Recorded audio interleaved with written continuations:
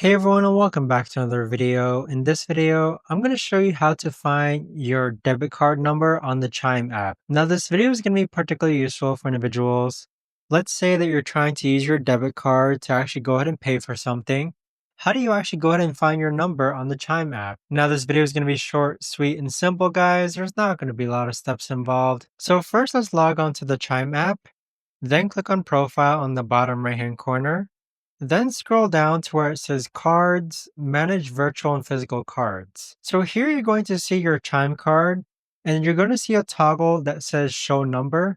Go ahead and click on that, and it should show your Chime debit card number.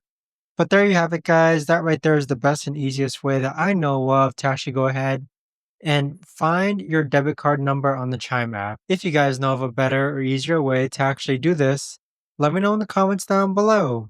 I would love to know.